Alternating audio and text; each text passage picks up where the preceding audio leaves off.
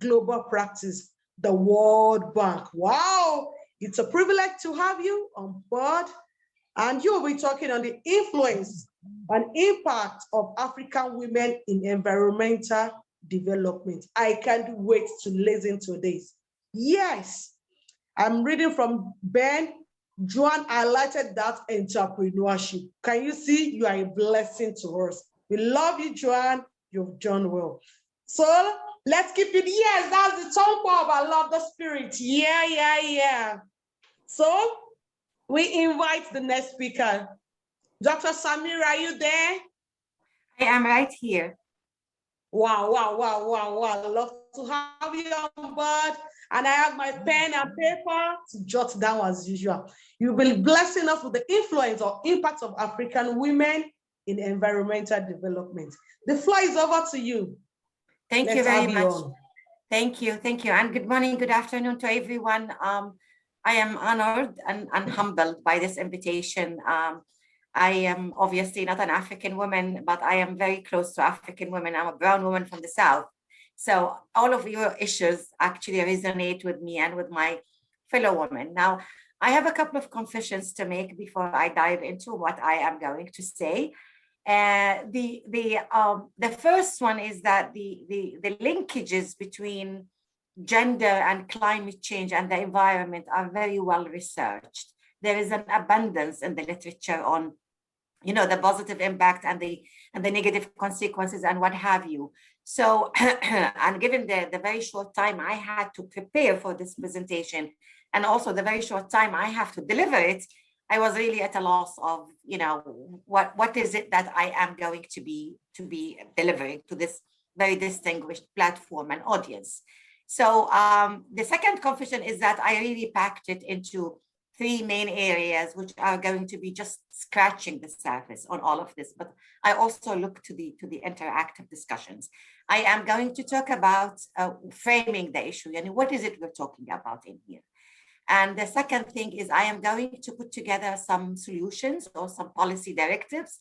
And I am going to end with the same as my fellow previous speaker, with a call to action. So I don't have a presentation, so you're stuck with my face until I go through this next 6 or 7 minutes that are allocated to me. So bear with me, please.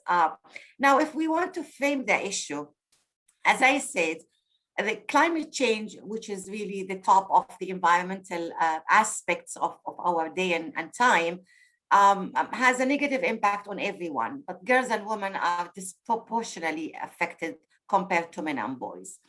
Around 21.5 million people are displaced each year because of climate-related issues, and children and women are 14 times more likely than men to die or be injured during or due to a natural disaster. The World Bank, my own backyard, estimates that more than 143 million people could be displaced by 2050 due to the impacts of climate change, and most of them are going to be women and children.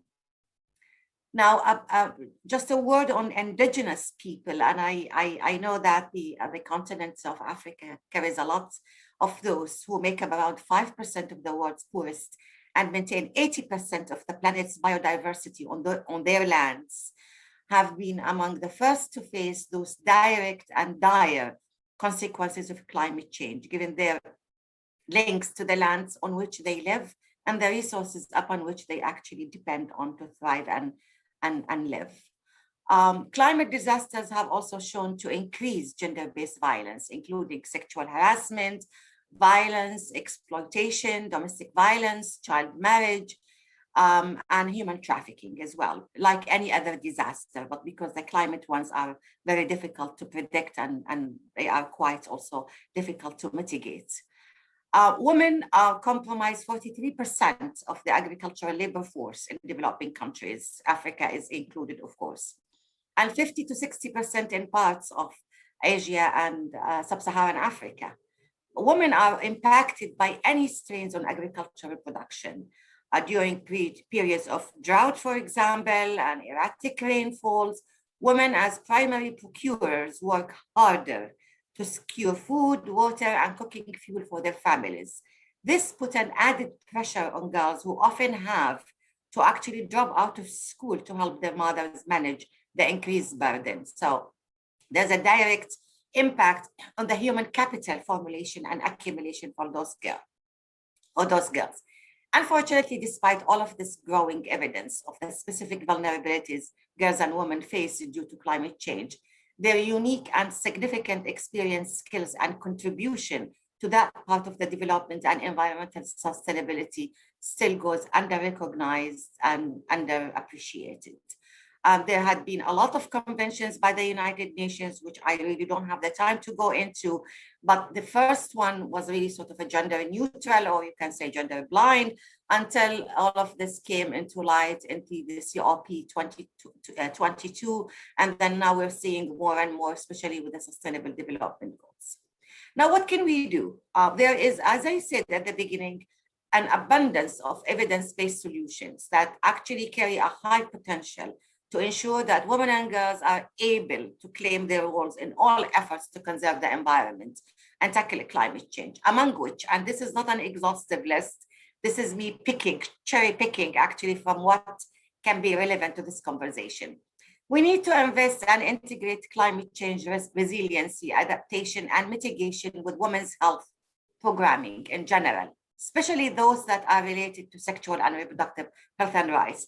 I am a physician by classical training, and this is something that I sort of, gravitate towards. But I think there is a lost opportunity if we do not actually integrate all of the other aspects of development into this health programming, because it's a low-hanging fruit. We need to include all women in climate change mitigation and adaptation efforts, and specifically in decision-making. We need to ensure investment and implementation of gender transformative approach to disaster preparedness, response, and recovery activities. We cannot just, this one size fits all. There are actually specific gender dimensions that have to do with all of these mitigation efforts. We also need to have a very serious look at improving and enforcing land rights, inheritance, tenure, ownership for girls and women. And I think my fellow panelists would agree that there are huge dimensions and issues with the land tenure for women, in not just in Africa, but in the South in general. We also need to promote and fund women-led and women-focused sustainable solutions to climate change, including indigenous and grassroots nature-based solutions, resource management, and food production and activities. And finally, we need to promote a gender-responsive approach to climate financing, be it from the government, from financiers outside the government, whether they are bilateral or multilateral, from the UN and from other areas. We need to actually include all of that. And I am going to finish by the call to action. And it's packaged within really very few areas that I have already mentioned and talked about in the challenge and in the solution. If the world is serious about curbing climate change and conserving the environment, then we have to see enhanced investment in gender equality, women's health and rights, equal participation in society, and equal decision-making. The framework that was offered to us in 2014, by the SDGs clearly sets forth an opportunity for all stakeholders to work together to power progress for all, people and also the planet alike. Uniting the gender equality and conservation communities around the climate crisis promises to be a galvanizing moment in advancing the SDGs and the health and rights of girls and women. As powerful agents of change, girls and women should be recognized as the leaders they are in global efforts to mitigate climate change efforts.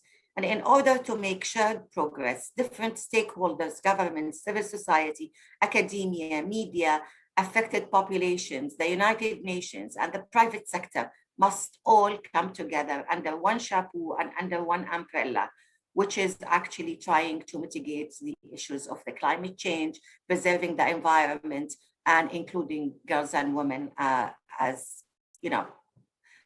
really very important and very central actors into all of this. We need to invest in girls and women's sexual and reproductive health education. We need to strengthen the participation of girls and women, including Indigenous women, into their decision-making, as I said.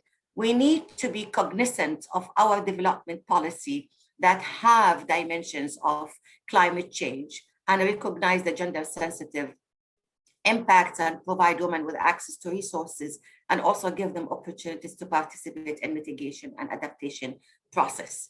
We need to promote gender-responsive approach to climate financing, as I said. We need to invest in new technologies and integrate environmental conservation strategies within other strategies that are considered run-of-the-mill or they had long been established, like family planning, women's health programming, and vice versa. We need to make it a priority to establish accessibility of clean energy and the distribution of fuel-efficient cookstoves for refugee and displaced girls and women, so they can actually use their energy and their time into doing something else besides being, running around for all of these energy sources.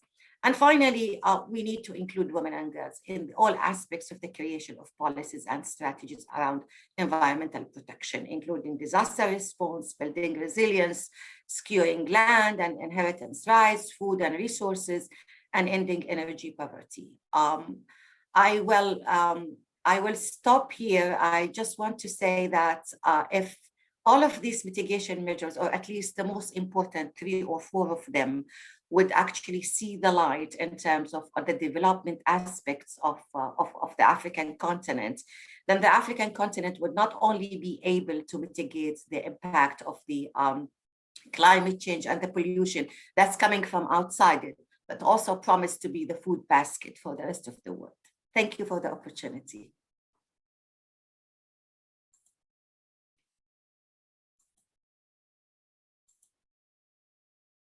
You're muted.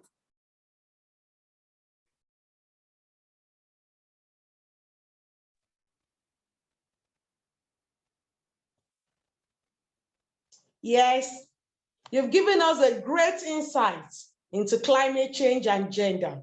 This is wonderful because this is one problem ravaging the whole world, irrespective of being Africa, Asia, American, just name it. We are all battling with climate change one way or the other. And I can tell you the main thing I can pick here is the inclusion, because women have been segregated for long, and we happen to be the victim of most of this catastrophic and all this climate change adversity. And from your mitigation and adaptation technique, women must be included.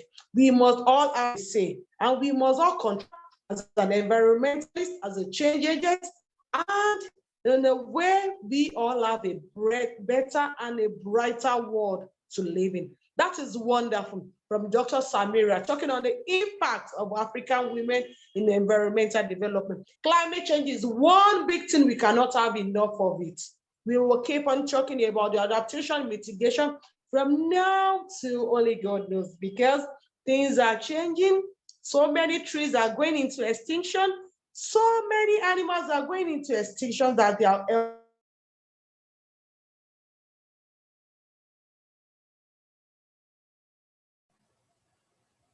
Is it me or is she frozen? Have we lost our speaker or is it me?